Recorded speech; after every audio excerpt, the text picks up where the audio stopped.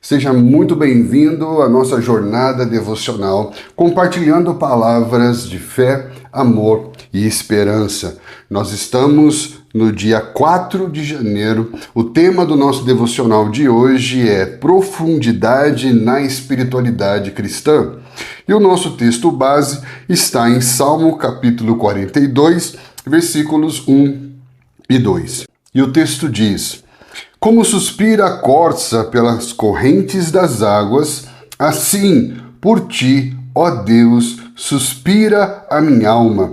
A minha alma tem sede de Deus, do Deus vivo. Um texto maravilhoso que fala do nosso anseio por Deus. E o texto começa aqui fazendo uma citação de Richard Foster, autor de um livro clássico sobre disciplinas espirituais, que se chama Celebração da Disciplina. E ele faz uma reflexão sobre um desafio do nosso tempo, que seria a superficialidade. E ele afirma que a maldição da nossa era é a satisfação instantânea, um verdadeiro problema espiritual.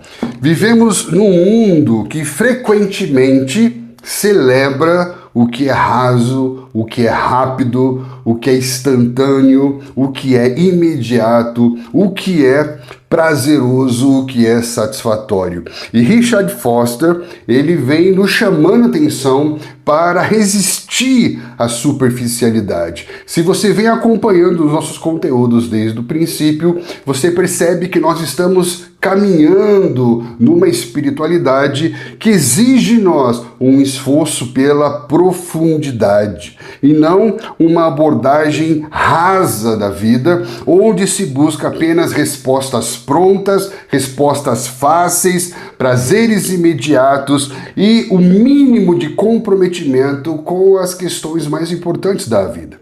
A superficialidade nada mais é do que uma mentalidade de superfície, que acredita na possibilidade de viver a vida sem mergulhar nas camadas mais profundas de reflexão, de conhecimento e de relacionamento com Deus. A superficialidade é o viver apressado, mas ao mesmo tempo confortável, baseado apenas no aqui, no agora, no momentâneo e no emocional, vivendo em busca de experiências sensoriais. A superficialidade está muito baseada nas aparências e nas conveniências. É como viver evitando o esforço que é necessário para mergulhar mais fundo no que realmente importa, no sentido último da vida. Richard Foster vai destacar que a superficialidade nos chama constantemente para o que é fácil, porque ela é mais fácil. É como se fosse um atalho que nos desvia do caminho do amor sacrificial. Por isso, muitos de nós têm encontrado um falso contentamento numa espiritualidade superficial, com uma leitura apressada das Escrituras, com orações rápidas que não tocam profundamente o nosso coração e não trazem transformações reais.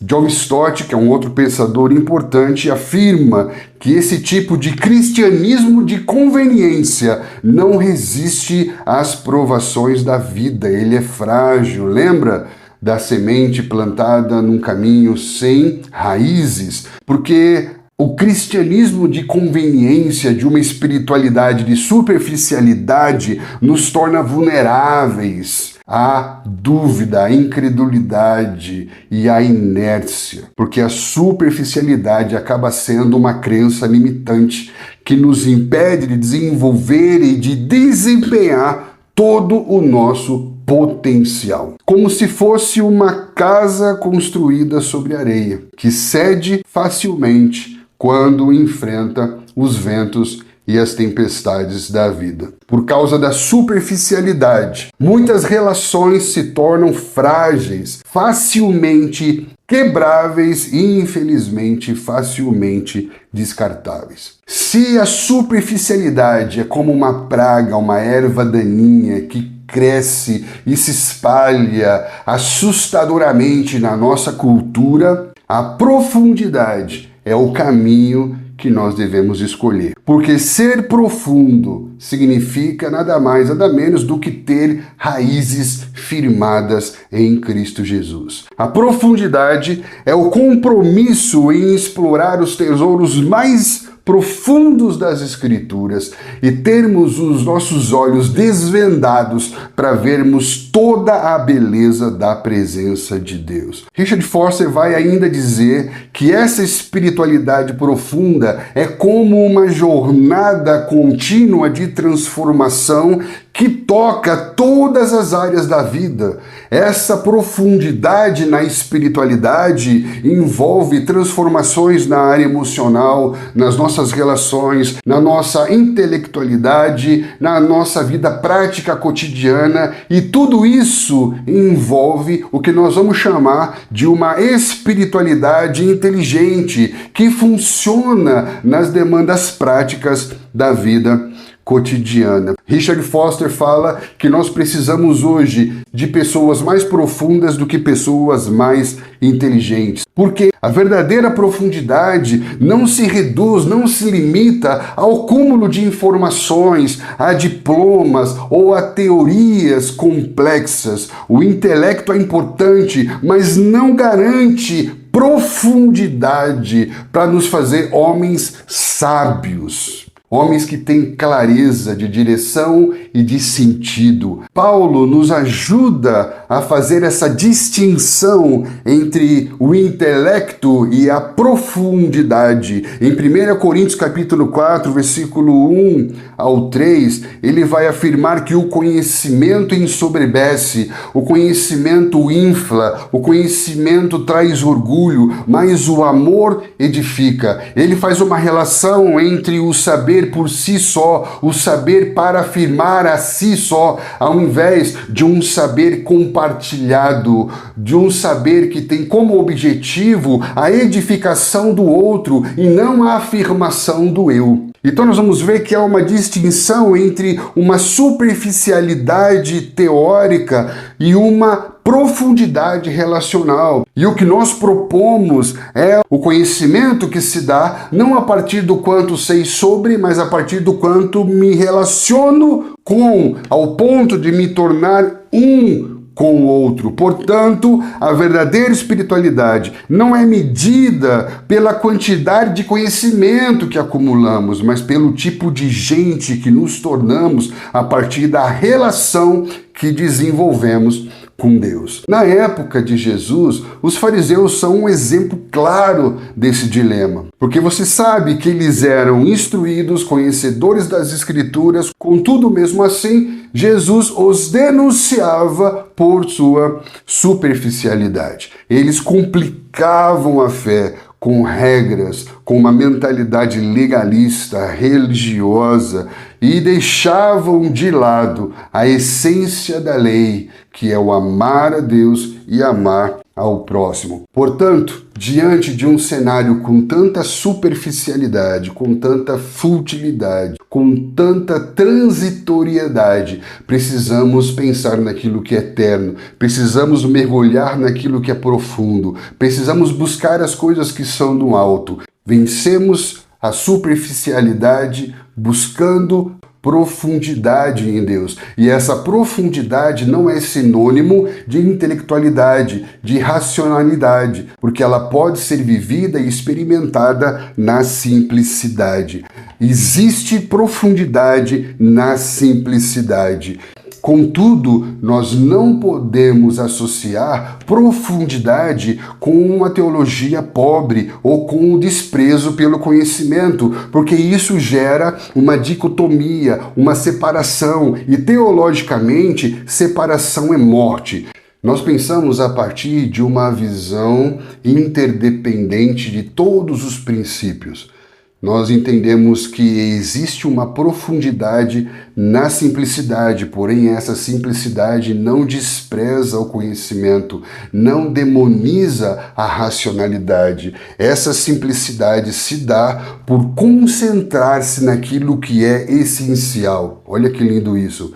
E o melhor exemplo disso é Jesus. Nós já meditamos sobre uma das suas parábolas, a parábola de um semeador. É uma parábola que ela é extremamente simples, mas nós conseguimos extrair dela princípios extremamente profundos. Existe relevância e poder transformador na simplicidade. E essa simplicidade é um movimento contínuo, intencional em direção ao que é essencial, aos princípios que são norteadores da nossa fé. Então preste atenção nisso. Se a simplicidade é a busca pelo essencial, o ser simplista, fideísta, que nega a razão em nome da fé, é uma abordagem rasa e reducionista que nos traz de volta para a superficialidade que estamos deixando. O simplista evita o esforço de compreender verdades profundas, optando por respostas fáceis e superficiais. Ser simples não é simplista. Cuidado para não simplificar demais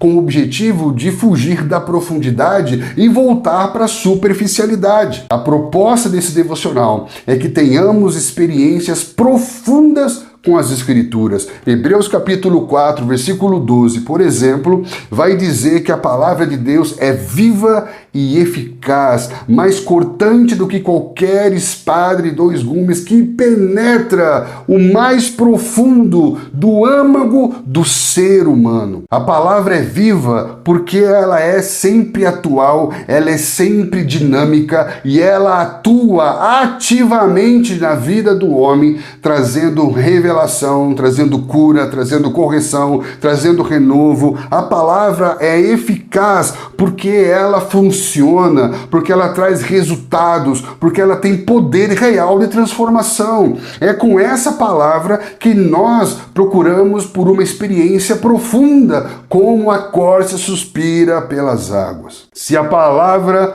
não penetra o mais profundo do ser, não há transformação real. As mudanças são momentâneas, são superficiais e se tornam pouco sustentáveis. A palavra de Deus é cortante, porque tem poder de ir além da camada da superfície. A palavra de Deus tem poder de penetrar, de revelar. A palavra não só expõe ações, mas a palavra também expõe as motivações. Por isso, profundidade não acontece por acaso. É preciso intencionalidade, é preciso dedicar tempo, é preciso priorizar o relacionamento com Deus, é preciso escolher práticas que promovam o crescimento. Portanto, cuidado para que você não faça apenas leituras rápidas e sem reflexão. Não tem a ver com o quanto você lê, mas tem a ver com o quanto você consegue assimilar, compreender, internalizar daquilo que você lê. Se a nossa leitura das Escrituras é superficial,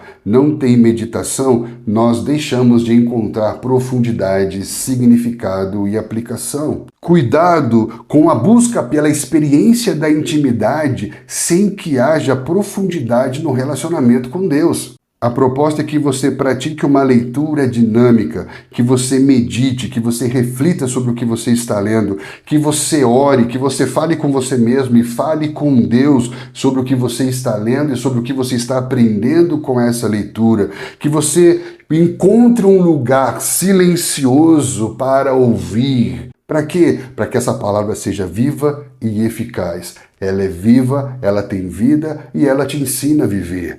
O nosso texto aqui vai continuar dizendo: a meditação bíblica, diferentemente da meditação oriental transcendental que busca esvaziar a mente, ela visa preenchê-la com os pensamentos de Deus, conforme ilustrado em Lucas 11, 24 e 25. Aqui Lucas vai falar que espíritos demoníacos, eles ocupam lugares vazios. Então, nós não estamos propondo apenas a meditação que esvazia a mente, mas estamos propondo uma meditação que ocupa a mente com os pensamentos de Deus. Tudo que é bom, tudo que é verdadeiro, tudo que é justo, seja isso que ocupe o seu pensamento. Não é necessário um vasto conhecimento teológico para desenvolver uma profunda espiritualidade. Basta, como sugere o salmista, suspirar por Deus. Salmo 42, 1 e 2. Olha que lindo isso. Foster destaca que possuir uma solitude interior nos permite enfrentar a solidão sem medo, pois sabemos que não estamos sós e também não tememos estar com outros, pois eles não nos controlam. No meio do ruído e da confusão, encontramos calma no silêncio interior. O verdadeiro silêncio envolve mais do que a ausência de fala. Implica em ouvir ativamente a voz de Deus. Jesus praticou essa solitude em diversos momentos da sua vida e ministério, como os seus 40 dias no deserto, suas noites em oração antes de decisões importantes e seus momentos de retiro para lugares desertos após eventos significativos. Então, com base nesse texto, eu quero te encorajar a procurar pelo silêncio e a enfrentar todo o desconforto que ele possa nos proporcionar. Como assim?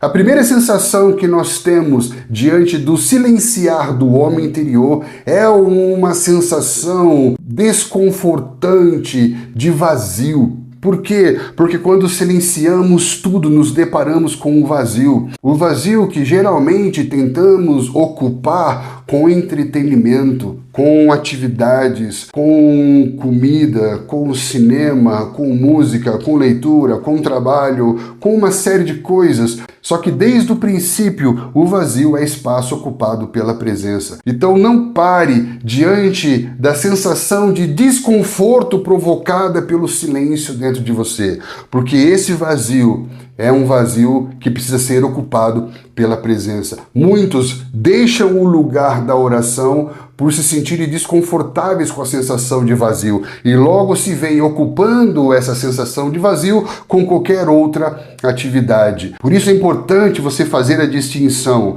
entre o silêncio vivificante da solitude, o silêncio que comunica a vida da presença de Deus e o silêncio mortal da solidão, porque o silêncio da solitude é uma escolha. Eu escolhi estar a sós com Deus. O silêncio da solidão não é uma escolha. Eu não escolhi estar só, mas eu fui abandonado, eu fui deixado, eu fui rejeitado. E esse silêncio é um silêncio mortal que vai nos matando ao ponto de existir pesquisas dizendo que a solidão aumenta 26% a possibilidade de morte precoce. Olha só, um silêncio que proporciona uma experiência vivificante, que comunica vida, e um silêncio que proporciona uma experiência mortal, que comunica morte. Ambas experiências parecem acontecer a partir do mesmo silêncio, mas produzem realidades completamente diferentes. Então, na solitude, buscamos o silêncio para encontrar Deus. Na solidão, o silêncio é uma experiência indesejada, que gera angústia, ressentimento e a sensação perturbadora de suspeita que nos afasta da relação com o outro e da relação com Deus. A proposta é que deixemos a superficialidade desse mundo agitado e barulhento e procuremos pela profundidade que acontece a partir do silêncio, em que eu escolho estar a sós com Deus. E isso vai fazer com que você experimente Salmo 46:10 de uma maneira que você nunca viveu antes. O que diz esse texto? Aquietai-vos e vede e sabei que o Senhor é Deus. Na solitude, o silêncio não é vazio, mas ele é cheio da presença de Deus.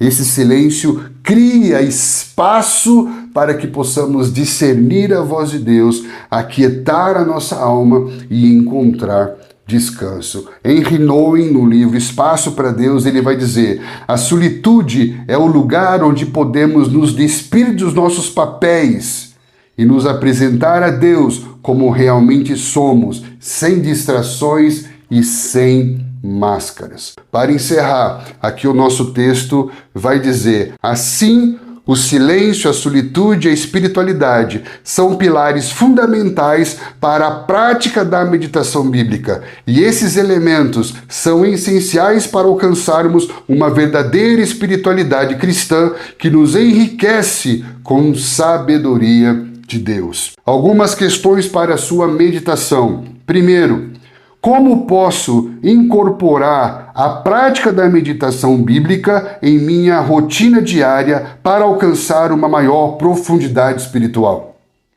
De que maneira o silêncio e a solitude podem ajudar-me a ouvir melhor a voz de Deus?